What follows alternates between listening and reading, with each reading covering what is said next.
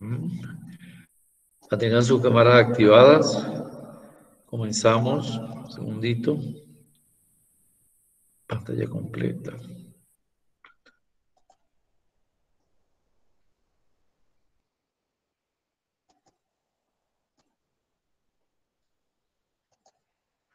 Segundito.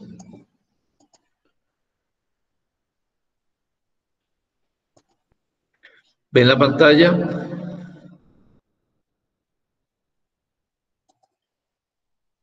¿Sí? Sí. Sí. Ok.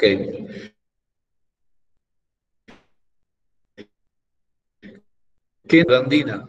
¿Qué significa la palabra semiótica?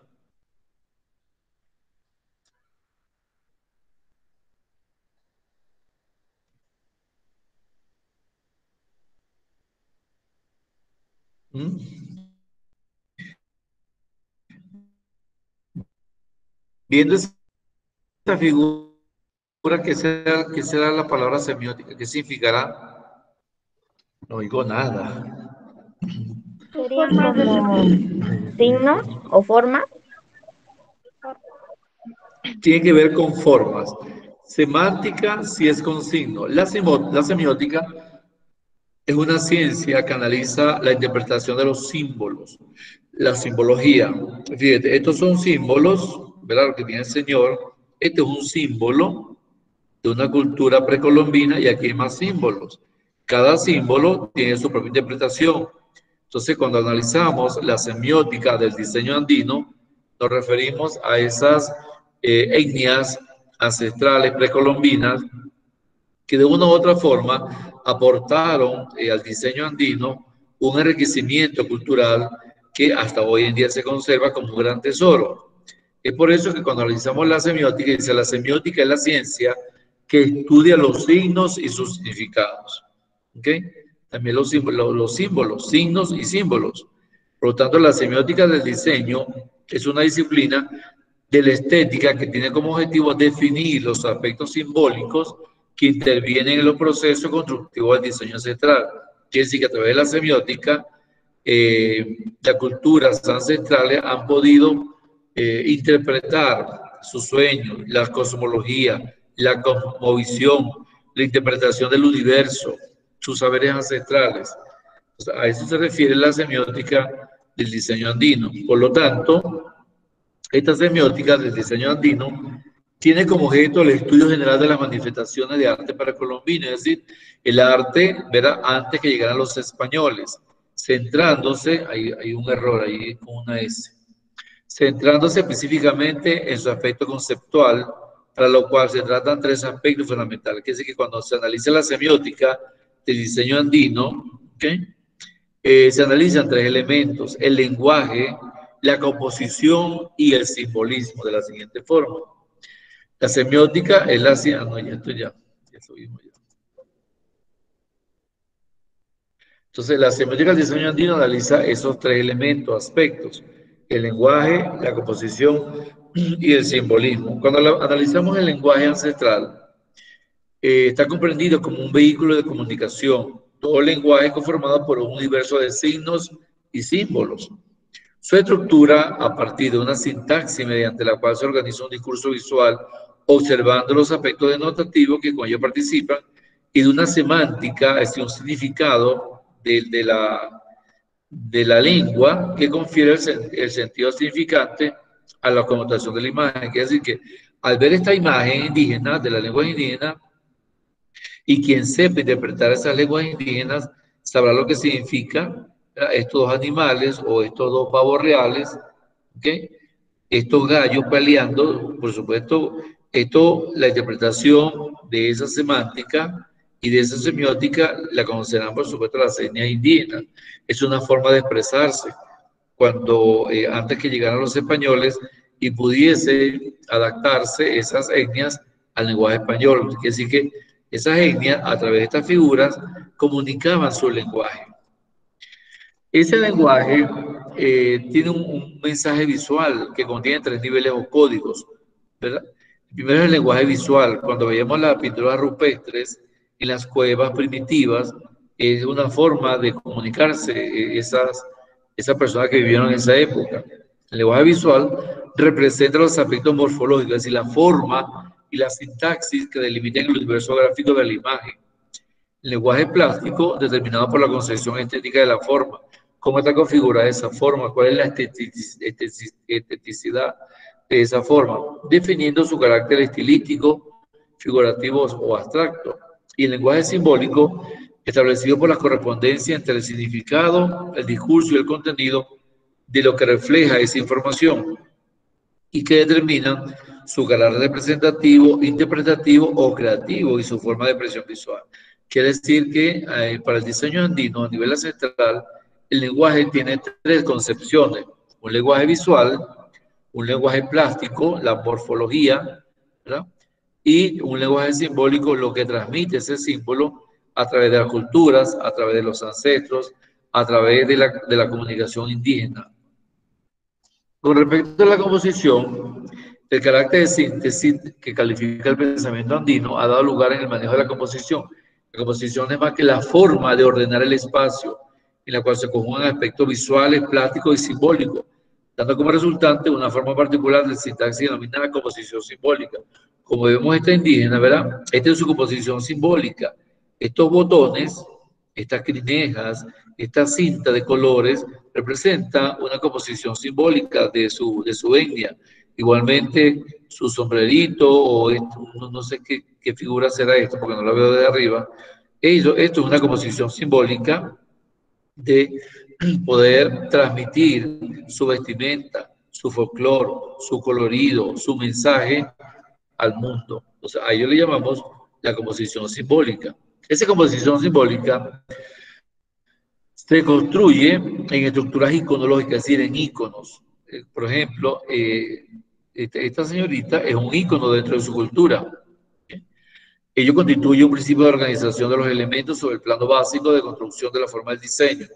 Dicha estructura conforma un código general mediante el cual se ordenan los valores sintácticos que definen los caracteres del espacio y la forma y que rigen tres aspectos: la estructura de orden, la estructura proporcional y la estructura formal.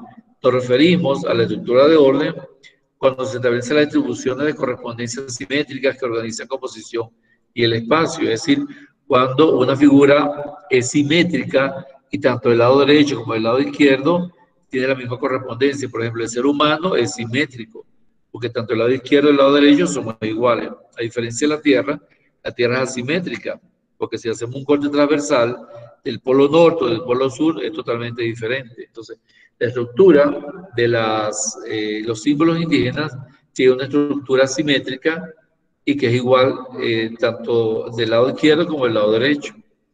La estructura proporcional. Muchas veces vemos algunas figuras indígenas amorfas, sobre todo las figuras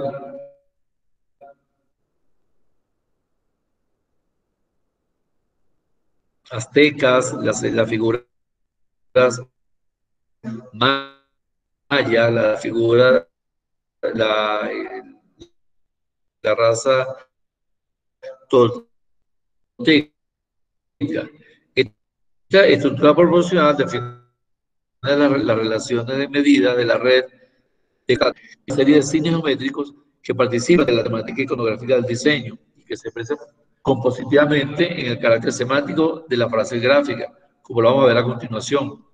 El aspecto compositivo de la semiótica del diseño, es decir, la composición de ese significado simbólico, se comprende, por tanto, como una forma de lenguaje interior, es decir, lo que los indígenas o las etnias quisieron transmitir en sus épocas ancestrales,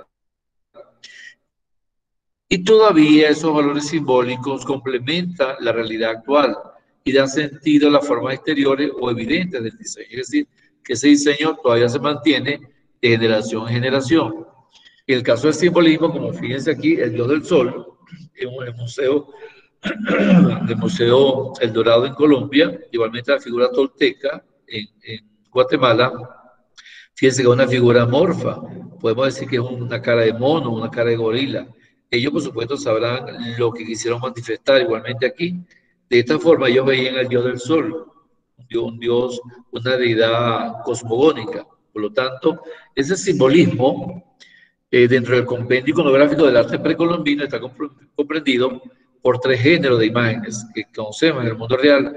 Otras imágenes pertenecen al campo de la imaginación fantástica, a la mitología, y finalmente a otras que son procedentes a razonamiento calculador. Total que el simbolismo es lo que representa su forma de manifestar su propia cultura, tanto dentro como fuera de su grupo. Ese simbolismo, si bien no existe límite definitivo entre cada uno de estos universos, en su totalidad conforma representaciones de la concepción del mundo. Es la forma como ellos veían la concepción del mundo, la concepción de la luna, de los mares, de las nubes, del cielo, del universo, de la tierra, de los animales. Eran sus representaciones de cómo concebían al mundo y en la cual se ordenan tres niveles: la cosmovisión, la cosmogonía y la cosmología, que todavía hoy permanecen intactos. Tal es el sentido que en la cosmovisión se analiza el entorno natural y social, que está representado por una iconografía naturalista, es decir, una unión entre los hombres, los animales y la planta, conviviendo en una misma hábitat y que fueron motivo de un perfeccionamiento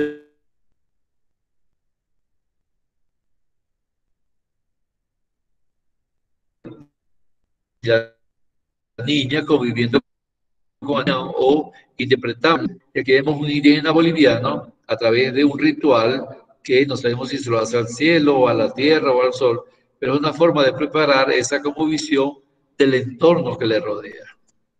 Por otro lado, la cosmogonía. ¿Qué es la cosmogonía?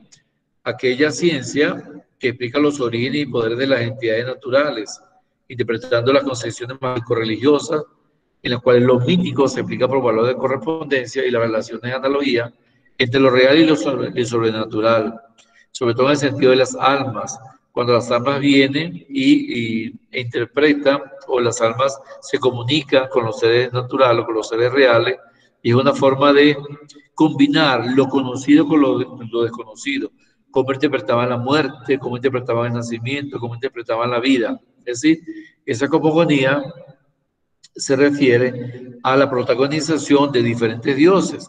La diosa Egea, que es la tierra, Urano, el ciclón, Afrodita, Crono, y por supuesto el autor, que era el filósofo griego Hesíodo. Entonces, esta forma, fíjense cómo yo interpretaba la cosmogonía a través de la combinación de la luna, como ven la luna, y el sol. Y dentro de ella se realiza una serie de espectros de cómo se explican los orígenes de la Tierra, los orígenes del Sol, los orígenes del planeta. Es una forma de interpretar la realidad que todavía hoy en día se mantiene. Y finalmente la cosmología, como ven el cosmos, que expresa los conceptos de orden numérico y el ritmo cohesionado, lógica y orgánicamente, de la concepción del espacio y la visión integral del universo, del todo, que es una parte unida va a generar una multiplicidad dentro de esa composición simbólica. De allí que se manifieste en íconos o iconología geométrica en la composición simbólica del diseño como una forma de atracción de la ley y ordenamiento universal. Aquí vemos una serie de indígenas, unos indígenas estableciendo un contacto con el universo a través de esta simbología. Por supuesto, ellos son quienes interpretan qué significa este círculo, qué significa las cuerdas, y es parte de ese aporte cultural cosmológico, perdón. En conclusión, podemos decir que la cosmovisión, la cosmogonía y la cosmología constituyen los planos ancestrales de la significación de los cuales se generan el naturalismo, el simbolismo y la tradición geométrica, con una respuesta estética a la forma y contenido. ¿Alguna duda, alguna pregunta con respecto al diseño andino?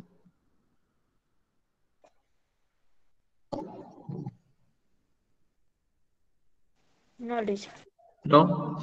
Bien, vamos a ver algunas simbologías, ¿verdad? De algunas etnias, la simbología de las culturas ancestrales. Fíjense cómo yo manifestaba, ¿verdad? Su transmisión de información a través de esta composición simbólica. Sobre la cosmogonía existieron, bueno, muchos, pero lo más importante, símbolos, dos de Pasto y uno de Valdivia, la nieve de Valdivia, y dos empates. El origen cósmico. ¿Cómo veían ellos el origen cósmico? El giro del universo como causalidad es regalo de los dioses, como la semilla sembrada en la tierra fértil. ¿Okay? Este es el origen cósmico, cómo surge el universo a través de la tierra fértil. El tiempo cíclico, fíjense el tiempo cíclico a través de una rueda giratoria, que quizás podemos decir que es un camaleón. Sin embargo, esa es la interpretación que cada uno le da. Ese tiempo cíclico se observa a través de las cuatro edades del ser, la travesura infantil, el ímpetu de la juventud, la experiencia del adulto y la serenidad del anciano. La muerte y los ancestros, el espíritu de los muertos. Fíjense cómo observamos el espíritu de los muertos como una especie de oruga. La muerte es un estado más de este largo viaje. El sabio espíritu de los muertos nos acompaña. Entonces, es la forma como ellos interpretaban estos tres símbolos: el origen cósmico, el tiempo cíclico y el espíritu de los muertos. También sobre el género, ¿verdad? Género masculino, género femenino, había tres símbolos de la cultura valdivia. El género, sexualidad y fecundidad, como lo vemos aquí. Fíjense que esto parece quizás un traje de baño, la interpretación que yo le doy. Aquí uno sostiene y aquí una cara de sapo. Es la interpretación que yo le doy. Quizás a ellos le damos otra interpretación, por supuesto. Este es el símbolo del género, sexualidad y fecundidad.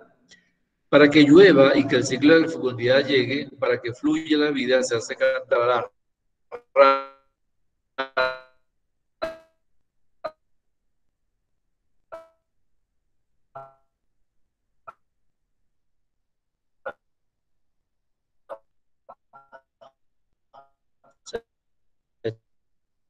es una rana,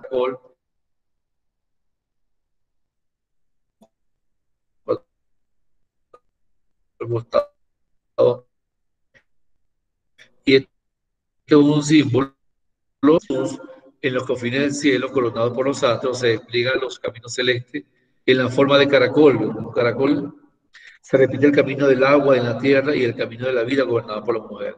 Quiere decir que para la cultura de Valdivia la mujer era un icono muy importante dentro de esa cultura, porque era una cultura matriarcal, donde la mujer era quien decidía, quien generaba la sexualidad, la fecundidad, la belleza y por supuesto la que daba el género hacia los nacimientos en esa procreación. Entonces es una forma de cosmovisión como la ven ellos.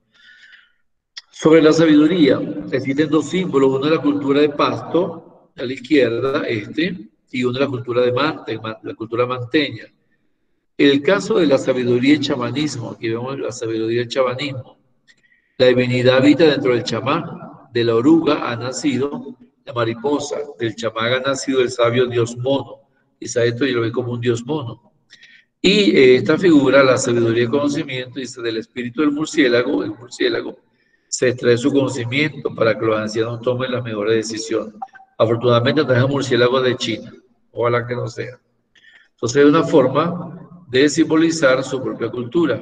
Este pertenece a la cultura de Manta y este pertenece a la cultura de Pasto en Colombia. Sobre la sociedad de la naturaleza se encuentran cuatro símbolos: tres de la cultura de Pasto y uno de la cultura manteña. El poder significa para ellos: has de andar con tu felina rapidez en las aguas del tiempo y rugirás con esa ferocidad única que deja inmóviles a los seres. Tomarás yagé, una bebida, y podrás ver el jaguar en el agua. La bebida, por supuesto, espirituosa, que quizás lo transporta a otras vidas o a otras deidades. La diversidad, el tejido universal femenino y masculino. Los seres se unen por la faz universal, la divinidad está enfrentada con la humanidad. La comunidad y la individualidad, cuatro hermanos, aquí están los cuatro hermanos, ¿verdad? Juntan su empeño para la cacería y lo prometen con sus lanzas simétricas y perfectas, con su cuerpo y su centro. Y los seres de la naturaleza, que parecen unas cabritas, las huellas son el centro y la guía, el punto de atracción. Hacia allá se dirigen todas las miradas. Los animales son apenas una subconsecuencia. Entonces, es la forma sobre la interpretación de la sociedad de la naturaleza en los símbolos de Pasto y la cultura manteña. ¿Alguna duda, alguna pregunta con respecto a la simbología ancestral? Estas no son las únicas, por supuesto son varias, son las, quizás las más importantes encontradas. Yamile Paredes. Ahora bien, Mande, Licen. que no la veo. Sí, lo que pasa, Licen, que mi teléfono anda en batería baja y no me permite activar la cámara. Ok, está bien. Bien, el Ministerio de Salud Pública establece la certificación de las parteras ancestrales. Por supuesto, tengo entendido, no lo desconozco, que existen etnias donde la partería debe ser realizada por sus propios miembros o por una partera ancestral. De esa forma, existe lo que se llama, lo que se conoce como visión, saber ancestral y partería ancestral. En el caso de la comovisión, fíjense, esta partera le canta a un niño que viene al mundo. Niñito bendecido por Dios, niñito bendecido por Mamita Virgen. Entonces es una canción que se le canta a los niños cuando están naciendo. Esta señora se llama María Carmen Fures Cumba, partera de 95 años, y la comunidad Cumba en Conde Cotacachi. La comovisión y el parto, como ven, las etnias, la comovisión y el parto, dice, para recuperar la fuerza espiritual se realizan baños con pétalos de flores rojas o rosadas. El agua caliente cura las enfermedades del frío. El cordón umbilical cortado se coloca en un lugar donde se llegue el humo del fogón para su disecación, es decir, para que se seque. La placenta es utilizada en el ritual de la familiarización. Con una rama de chilca se le azota suavemente aconsejando que el recién nacido no sea andariego sino hogareño. Es enterrada junto al fogón o en el filo del patio para que la madre nunca pierda el sentimiento del calor maternal por sus hijos. O sea, la placenta se entierra. El cocido de la boca no será boquisuel. Dígame. Pero también acabó que mi pueblo es de la tradición de que la placenta la entierran en el filo de la puerta de la casa de uno Ajá. para que dé buenas vibras. Claro, sí. Cada cultura tiene su propio ritual con respecto a la placenta. Este es el caso de las etnias que están en Cotacachi. Por supuesto, en la costa tendrán otras costumbres, como usted lo dice. Lo dejan en la puerta para que genere prosperidad, genere expansión. Muy importante eso. Fíjese, el cocido de la boca, no será boquisuelto, no será bocón, no será mentiroso, no hablarás aumentando chisme, hablarás solamente lo debido, hablarás pensando bien, hablarás bien de los demás, hablarás la verdad, no será chismoso. Me imagino que debe ser una canción o un poema, ¿verdad? No lo sé. Y aquí vemos la partería ancestral, fíjate como la partera tiene sus propias costumbres, para las acuesta en el suelo, es lo que observo.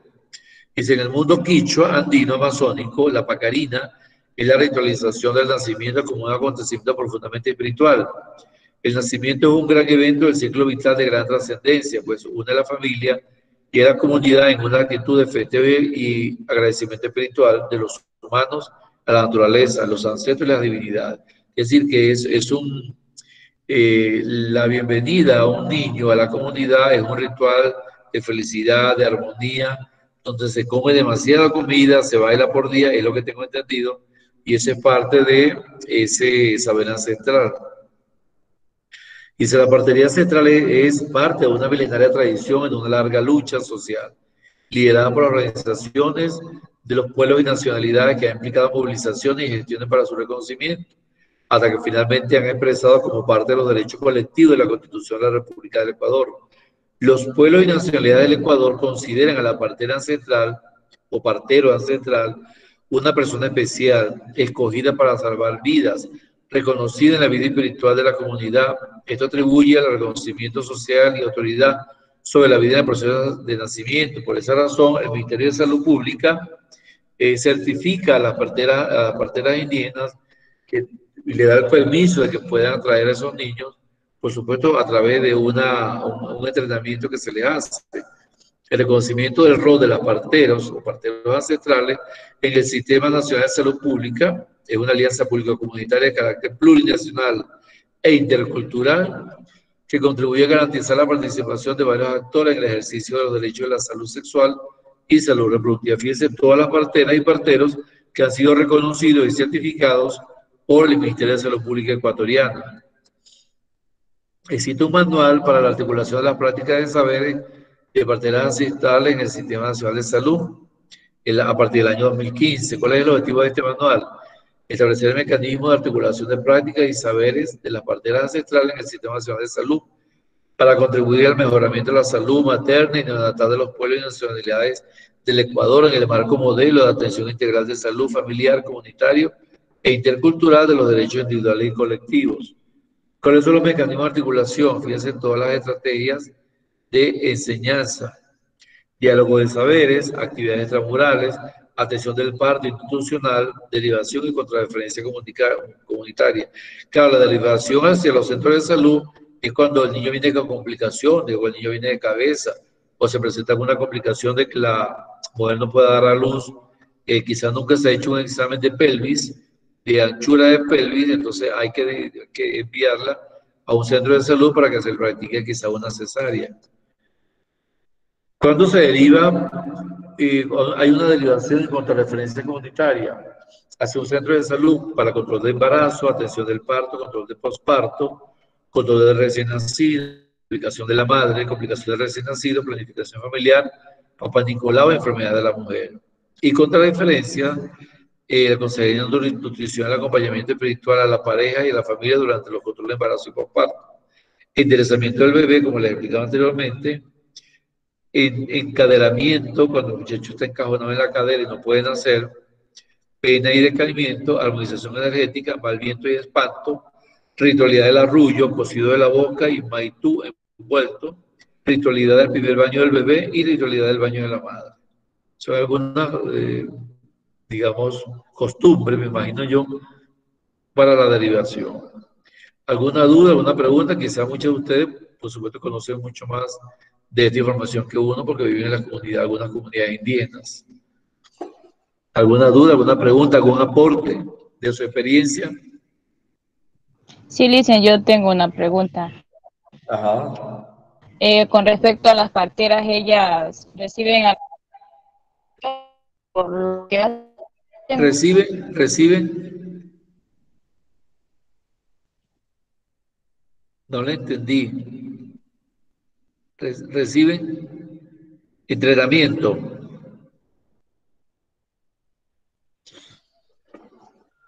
Listen, también yo estuve en un curso de enfermería Ajá, ¿y qué aprendió? y las prácticas hice ahí en Otavalo, y ahí hay una partera que es así indígena, que ella a las personas les hace escoger si quieren con remedios así naturales, si les daba hierbas, aguas así, y habían hortas para el parto así, de cesárea o el normal. Ah, exacto.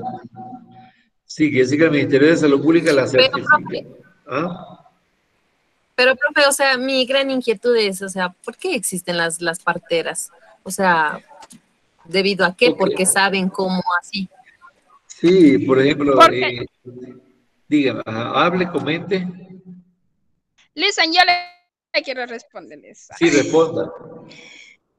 Porque dicen que antes, como no había ni luz ni nada, entonces es como es que ellas hacían la luz y así, o sea, ellas ya estaban encargadas de eso. Igualmente, dicen que bastantes personas han muerto porque no pueden botar la placenta, porque no han podido botar la placenta. Entonces, ya pues, por eso existe.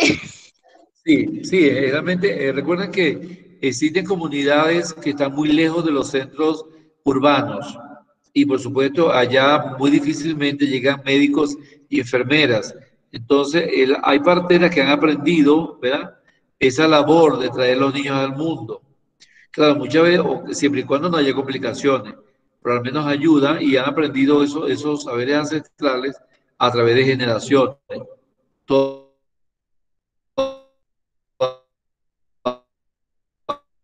Bien, por esa razón, que la Amazonía, tengo entendido que en la Amazonía, la mayor atención que reciben las madres embarazadas es por la misma partera de la comunidad. Y sobre todo, donde hay comunidades fluviales que es muy difícil llegar, y principalmente en aquellas comunidades indígenas en aislamiento que no permiten que el hombre blanco, la civilización, pueda ingresar, por supuesto, tener sus propias parteras.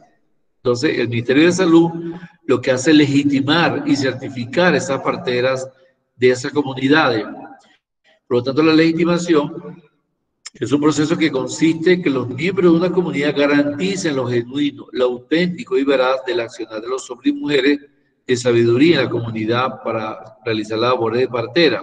En el caso de las parteras ancestrales, tradicionales, da cuenta del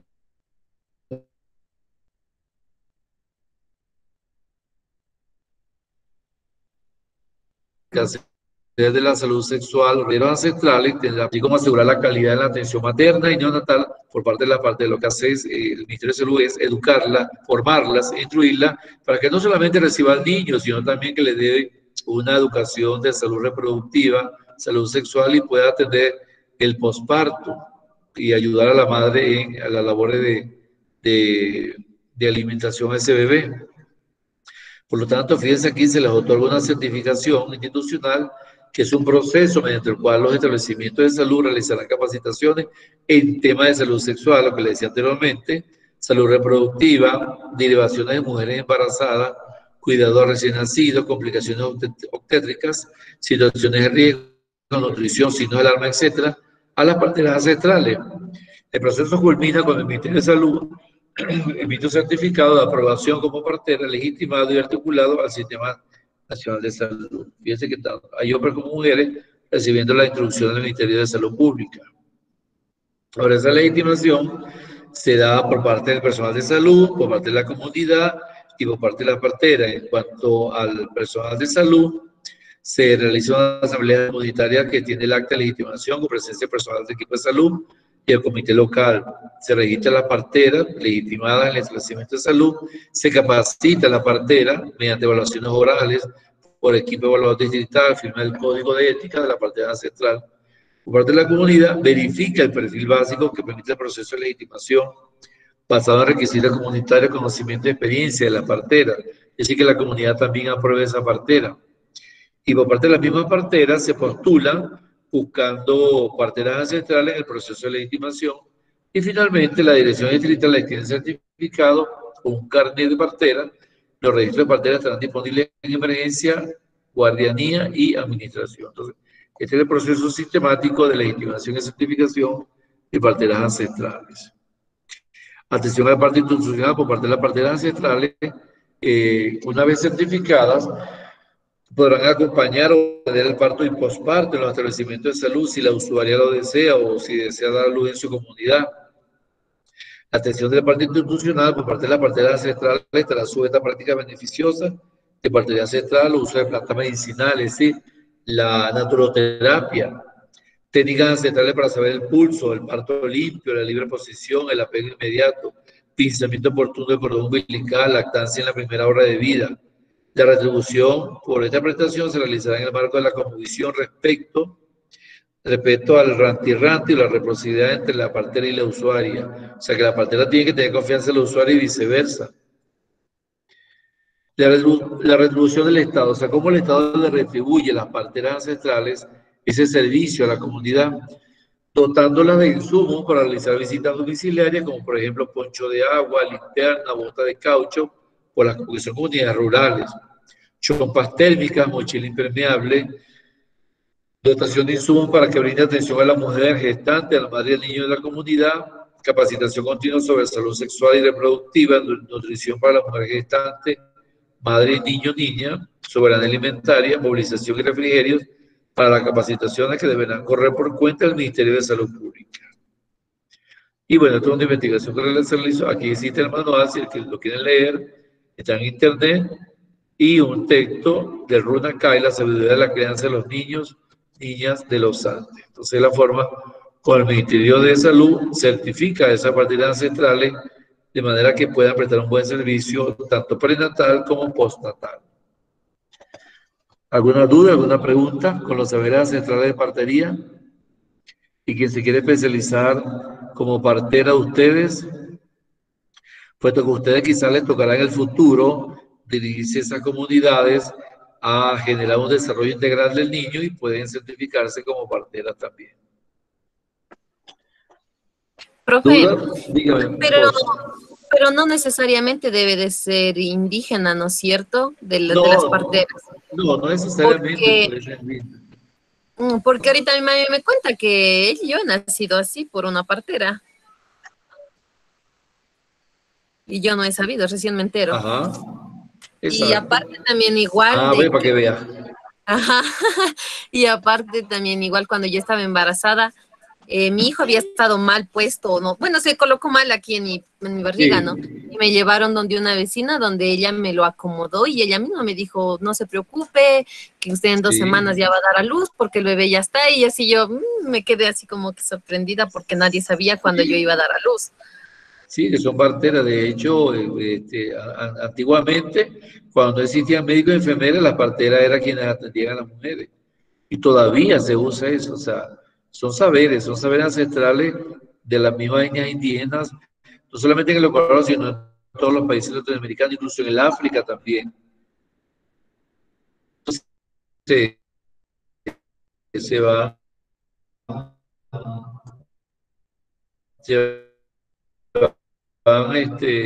tienen que ser indígenas, pero lo importante es aprender.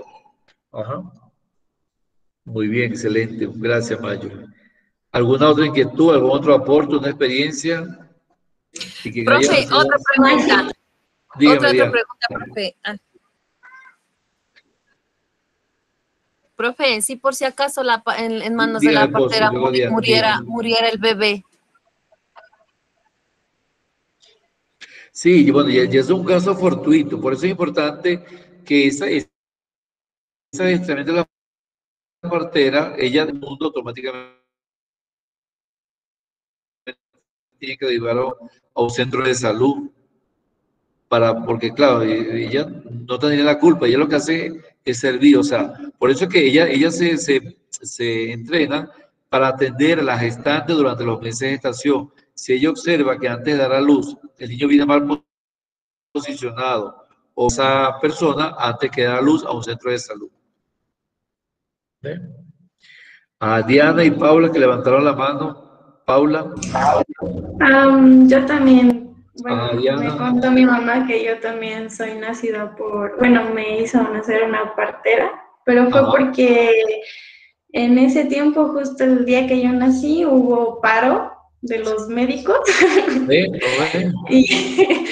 Y entonces mi mami pues ya le había dado los dolores, ¿no?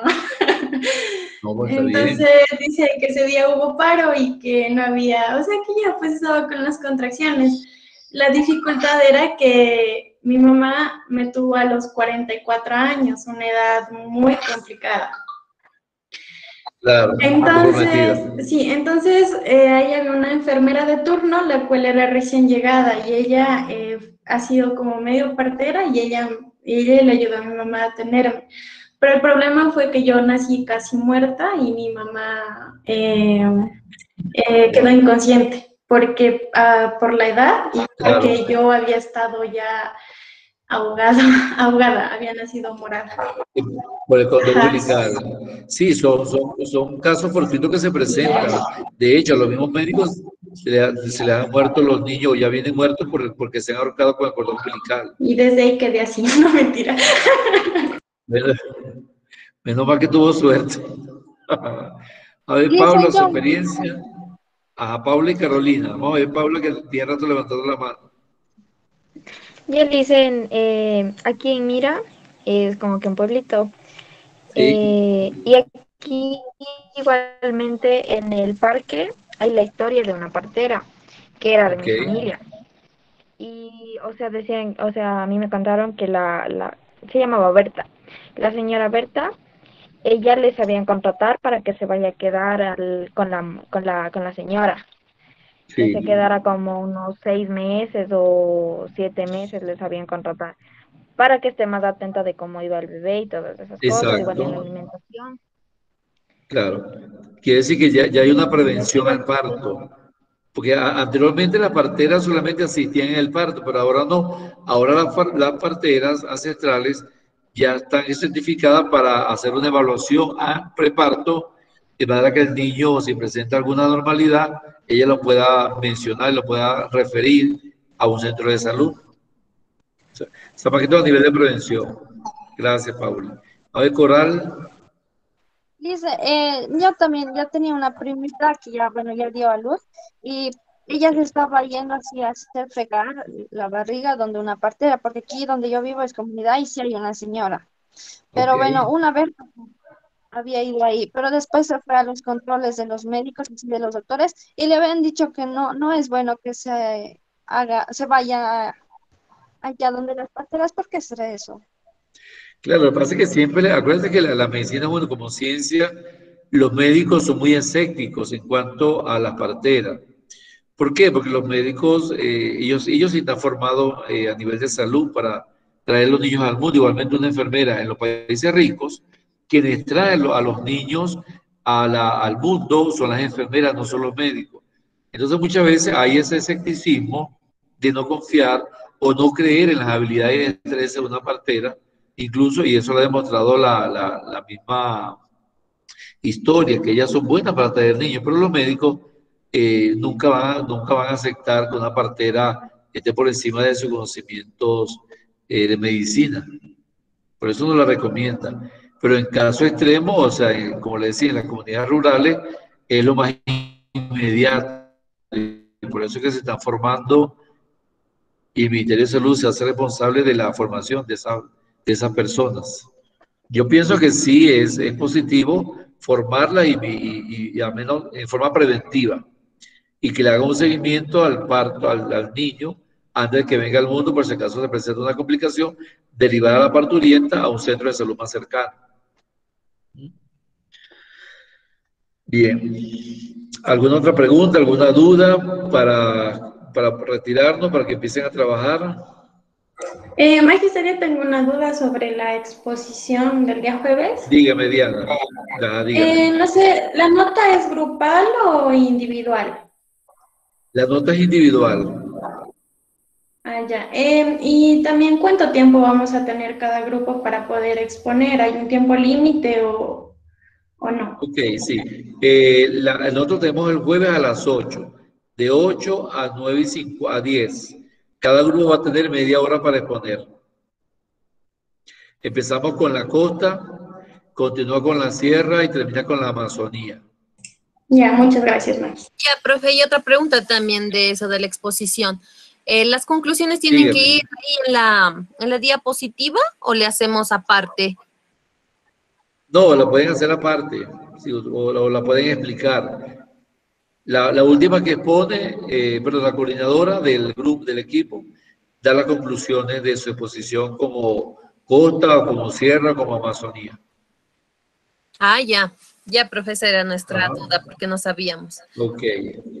¿Alguien más? ¿Alguna otra pregunta? Pilca, Meneses. Sí, profe, también otra pregunta. Diga, no pregunte. Pero lo que pasa es que nosotros tenemos dos compañeras que tienen problemas del internet. Ajá. Entonces, o sea, nosotros en nuestro grupo ya estamos preparadas de que si por si acaso ellas llegan a tener problema del internet, exponer nosotras mismas. Sí, claro, por supuesto. Las que tenemos el internet, bueno, por llamarlo así. Ok, no hay problema. Ajá. Pero de que si fuera tan amable, de que entienda eso y si, como en mi grupo, como le digo, están dos chicas que así tienen problemas del internet, para que, o sea, les haga recuperar esa nota, porque no es problema de ellas. ¿A quiénes son? A veces sabe ser Maoli y la prima vecina, que será Adriana Delgado. ¿Y dónde están aquí? No la veo. ¿Dónde está Maoli? Maoli Cortés. Sí, dicen, aquí estoy conectada con datos, sí. Ok, ¿y quién es la otra compañera que tiene problemas con internet? Adriana, que es mi prima. ¿Dónde está Adriana? Hoy no se pudo conectar porque no tenemos internet, yo estoy conectada con datos. Ok, está bien. Bien, entonces van a tener dos notas, todos los equipos van a tener dos notas, pero no una sola. Una nota grupal en cuanto a la composición de la exposición y la calidad investigativa, y la otra nota es individual de acuerdo a su exposición. Entonces, eviten, traten de hacer hacer la síntesis lo más acertada posible. O sea, porque van a tener media hora. Bien, entonces nos vemos el jueves a las 8 de la mañana, comenzando con el grupo Costa, luego Sierra y luego Amazonía. ¿Oyeron? Luego de la exposición, ya pueden subir las láminas a la plataforma y la conclusión de la exposición. ¿Ok? Bien. Entonces, muchas gracias, buen provecho.